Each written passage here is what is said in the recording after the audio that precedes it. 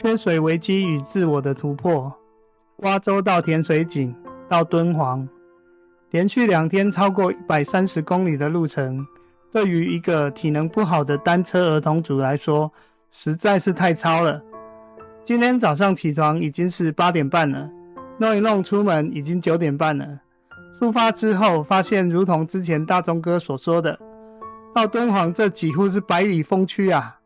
虽然风不是很强的风，但是非常扎实的拖慢了我的速度，把我的体能一点一点的催跑。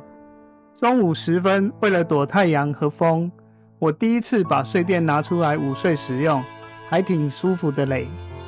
过了中午之后，在路边我被一辆轿车拦下来，他问我有辆单车倒挂在一个涵洞的上方，是不是我骑车的伙伴？我一看发现这是吴丹的车啊，但由于我昨晚忘了充行动电源，我的手机也剩不到10%的电了，赶紧和开车的大哥借了行动电源，快充一下，打了微信给吴丹。结果吴丹跑去涵洞的另外一边看遗迹去了，车子被风吹翻，幸好挂在涵洞上方，不然掉下去车子肯定坏掉了。就这么，吴丹成了我半天的伙伴。骑到了甜水井的时候，原以为会是一个休息站，却没有想到只有几家铁皮屋，卖了一些瓜果、干果之类的。和吴丹2个人分吃了一个小西瓜以后，前进不多久，已经快7点了，而离敦煌还有50几公里。吴丹的体力还很好，我却不行了，所以吴丹他先走一步了。我看了看我的水，剩不到 1.5 公升，露营的话还得煮面，明天怕是没水喝了，所以我开始练习拦便车，希望能够拦一台车可以直接到敦煌。可是可能已经太晚了，一直到晚上8点多，我还没有勇气去拦下来那一些已经少到可怜的路过车辆，只好匆匆的在涵洞里面露营，反正明天剩不到50公里了。在沙漠的清晨中醒来，这是我在露营以来睡得最好的一晚。出发时已经8点多了，我只剩1小瓶的水，而为了省水，早上我也不敢煮面吃。在沙漠中的一个晚上，让我的嘴巴、喉咙都很干。甘肃是一个很干燥的地方，我只能尽力的在逆风中前进，希望能够遇到加油站啊，或者是小杂货店之类的，但是一路上都没有。而我的水已经用尽了，还剩10公里才能够到莫高镇。我好像因为缺水的关系，完全使不上力气，越来越骑不动，只能骑一段然后推一段。最后的最后，我对于水的渴望已经远超过我对于向他人求助的恐惧，因为感觉再不喝水我就要昏倒了。终于我做出了这次旅程中最大的突破，我拦车跟人要水了。开车的大哥很慷慨地给了我一瓶 360cc 的小水。在车子离开之后，我却不自觉地开始掉起了眼泪，一边哭还要一边提醒自己不要哭，不然很浪费水。其实我还是搞不清楚为什么我会哭，到底是因为感动还是其他什么原因。这瓶水虽然不多，但是它让我顺利地撑到了莫高镇。到了莫高镇，喝到了运动饮料，我仿佛有种重获新生的感觉。明明只有短短10公里，却恍如隔世。喝过水，吃了中餐，体力就恢复了。很快的，我就骑到了敦煌。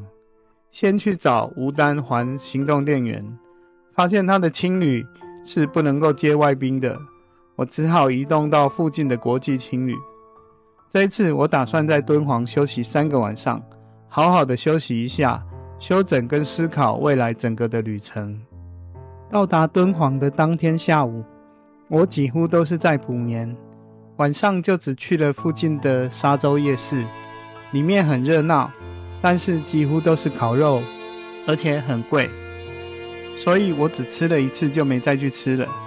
主要是那篇拉客的紧迫盯人的方式让我不太舒服，怎么有种回到基隆庙口夜市或是去碧沙渔港的感觉呢？在中国我最常吃的饭应该是青椒肉丝盖浇饭的，但是在敦煌则不一样，敦煌它用的是清蒸的，所以它不是用那一种五角羊或者是短腿牛的肉，用的是羊肉，反而风味更好吃了。只是在这里饭的分量有点少，还是我的饭量被撑大了。这2天只去了2个地方，敦煌博物馆和鸣沙山月牙泉。鸣沙山和月牙泉在同一个地方，莫高窟、雅丹、阳关、玉门关我都没有去。莫高窟是因为它的票价高达200块人民币，合台币900多块。听同寝室的日本朋友跟以色列的朋友说还不错，但是它的票价已经超过它的价值了。在于性价比不高的情况下，我就去博物馆参观参观就好了，毕竟里面也展示了很多莫高窟的东西。月牙泉则是买了门票进去，由于上次在青海湖大失血的关系，所以这一次我也没有去骑骆驼，骑马还是骑骆驼就看以后的缘分了吧。在敦煌我把头发剪短了，因为实在是太热了。之前很想留长头发去捐发的，请原谅我无法坚持下去。然后在换长裤的时候，发现到我的裤子变得很松，现在的裤子不绑腰带都会直接滑到裤脚了。看来骑车真是健康的减肥法。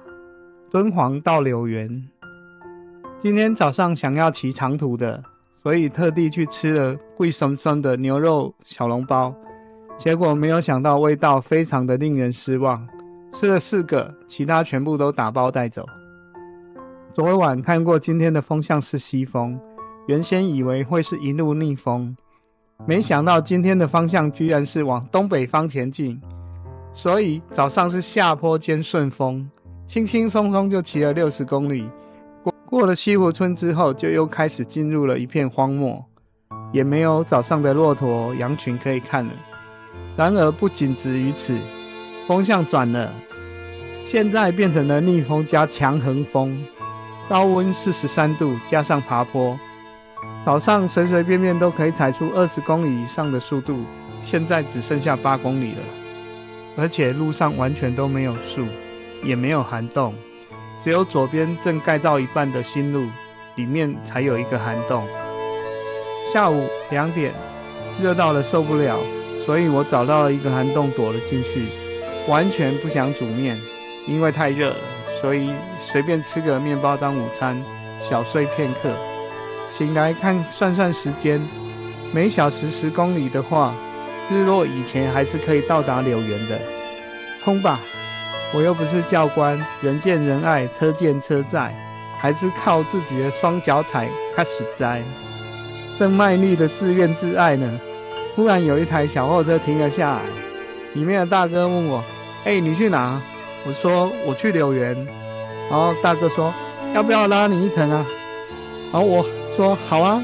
就这样，我觊觎那个小雨大钟哥之后，也在这段路被人家捡走了，感觉好像又解了一个长途单车旅行的成就。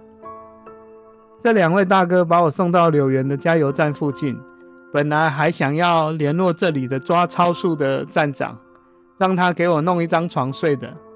可惜的是，站长他去了武汉。